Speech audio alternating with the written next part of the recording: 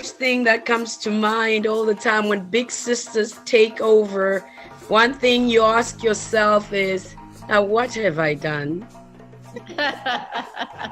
And today, like she correctly put it, when you're a little sister, you tend to look up to the big sisters.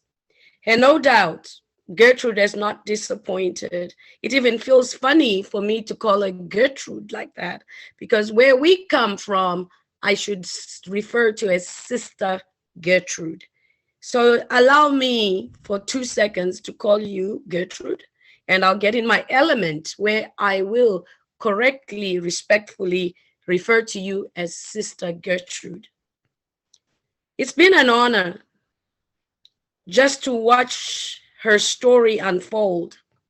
Sister Gertrude, you know, I'm not one who likes to say my story because I feel my story has been said through the very many voices.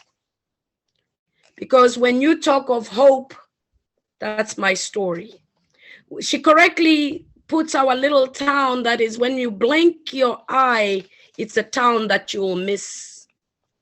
But one thing I know is we are from a small town. We are small town girls, but dynamite surely comes in small packages. So coming from an old small town, so rich back in the day, it raised women like yourself and I, who will still remember that home is best.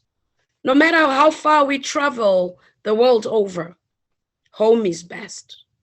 So today, allow me in your presence to be the little girl that takes you on a journey where I talk about the audacity of hope being beyond hope. Hope is a feeling of expectation and desire for all things to happen. Her story is such. The birth of her story was such and is such. When we launched a year ago, plus, that was your vision, to take us around the world, to give hope through the power of stories, one woman at a time, one story at a time. Yes, stories told, they unfold.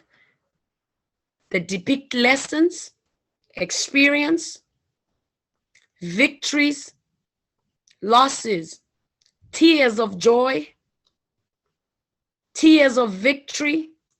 Through the stories, the lessons we have learned are those that drive the optimism that I hear today. Through those very stories, you show the life of a young girl who came from the other side. At a tender age of 8, she knew that there were differences in the world, because that's when I went to a multiracial school. I couldn't understand why. But I believe when you're placed in a certain place or area in your life, there's a reason to it. We were to become the voices of the voiceless. It resonates with us 30 years later, 40 years later. Today, we are the same little girls from the same town who went to multiracial schools, who got to know the difference between black and white at an early age. And all we could have wanted was to understand why we couldn't fit in, why we were different. But we did not let that deter us, but it gave us strength. But more so, we retained our humility, because it is the very same humility that made us go our ways, but we were able to rise over and above the storms, and we were able to soar like the eagles. And today we share our stories because we become the hope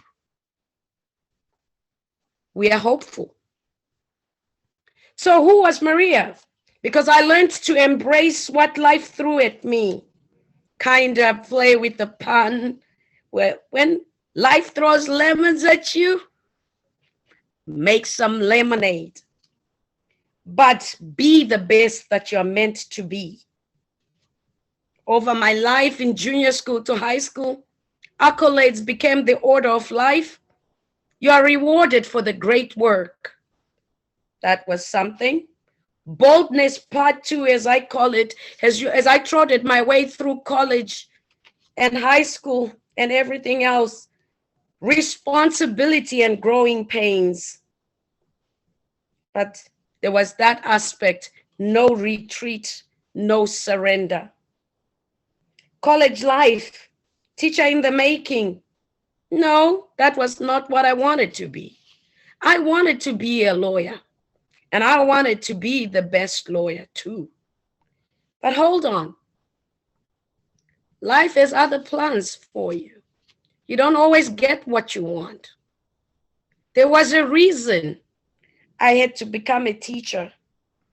Alas, a teacher in the making I was, feisty and full of life.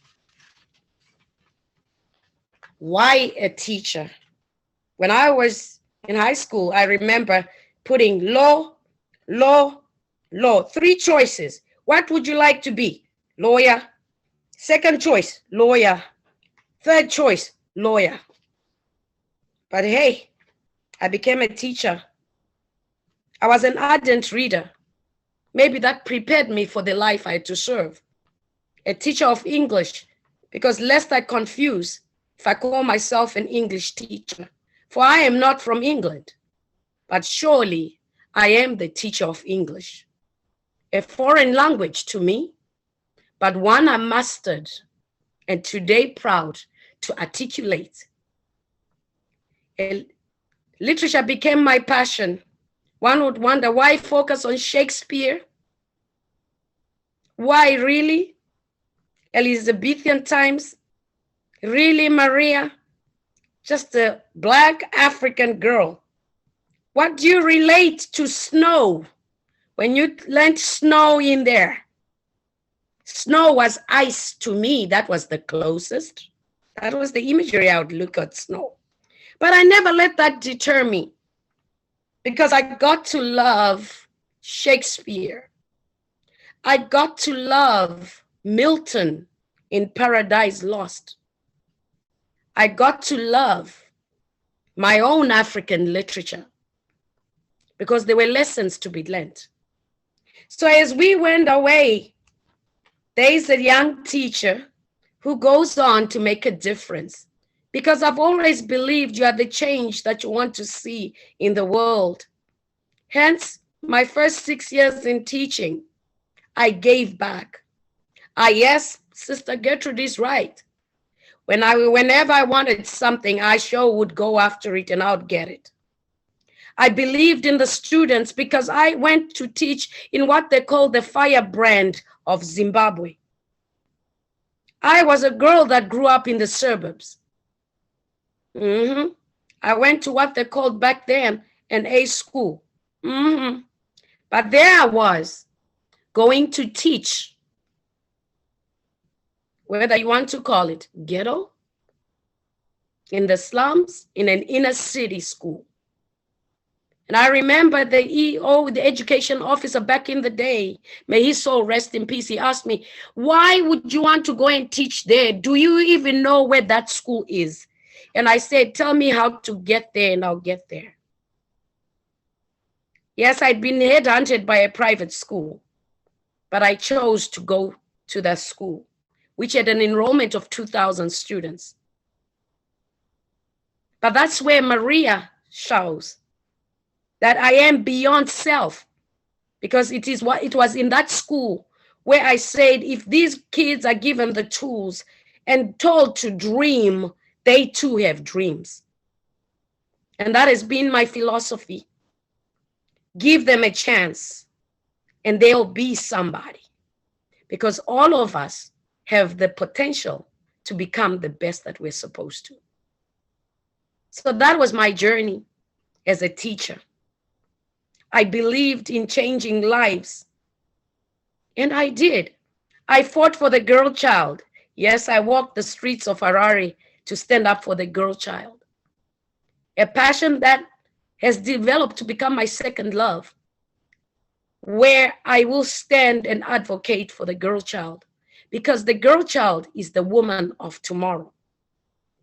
But nonetheless, as we stand in the gap as women, the women that we are today, women are actually the backbone. You are life. Whilst water is life, women are life. What has Maria learned over the years? I believe in the power of collaboration. And this I've sung to Sister Gertrude over the years, because I believe in the power of women coming together like you are doing right now in this living, in this moment. Because it is when we come together in these round tables, in these discussions, in the sharing of our stories, that we truly can make a change and become part of a change. As I've traveled the world afar, I carry the beauty of what I've learned. The teacher in me still resonates. I believe in family fabric because, like Sister Gertrude loves to always refer to it, is Ubuntu. I believe solely in that. It is that very fabric that builds us. It is that very fabric that reminds us that we are each other's keepers. You are hope. If this world is gonna change, it will take the women, because you, like Sojourner Truth says, you were able to put it back together. You made it, and women created it to go the other way. And surely we can bring it back together again. I believe that we are hope. This is why I've gone on to found the organization Hope for Her Global, because it will translate beyond the borders and the mountains. We have footprinted to date in 13 countries. Why? Because I believe strongly it's a job that cannot be done by one person. If we believe we'll continue to exist as silos, then we shall carry on chanting and marching, and we will not reach where we want to get. But if we believe that we have the power as women of coming together, working together, then absolutely there is a chance beyond the hope. It will become a hope that is practical, a hope that is sustainable. Because it's time to redefine empowerment. It is time to redefine poverty. It is time to redefine the place of the woman.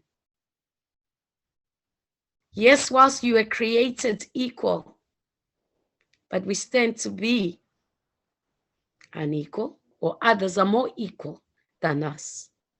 But we can change the narrative, because when we show that we are no longer fragmented and we've come together collectively, we are unstoppable. Whether it is through the power of our stories, whether it is through the power of advocacy, we are all experts in our own right. And empowerment doesn't have to be financial, but it can be through your expertise. You become the trailblazers. So that is the message that I will leave you today. There's magic when women come together.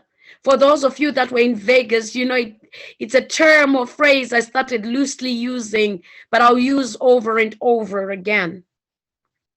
When women do come together, magic happens.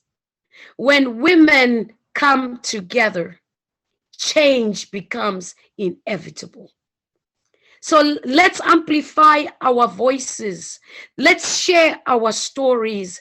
Let's share our experiences. Let's not be deterred by the scars of yesteryear. That was then. Let's wear those scars as badges of honor. Let those scars remind us our worth. It was interesting that Onyx said to say, rise up. And she reminded us to bloom. Wow. That was not just playing of words, but those words mean something. Yes, it is time to rise up, to go and flow right beyond the storms. Women, find your voices. Take back your light. Speak out, because it is time. If not now, then when? If not you, then who? But this cannot be done alone. No longer can we be on our own. But it is the time to come together collectively, speak with one voice. For you are hope. You are the light. And you surely can make a change and bring hope through the stories shared by women, one story at a time. But however, you will continue to give hope to one woman, one girl at a time around the globe.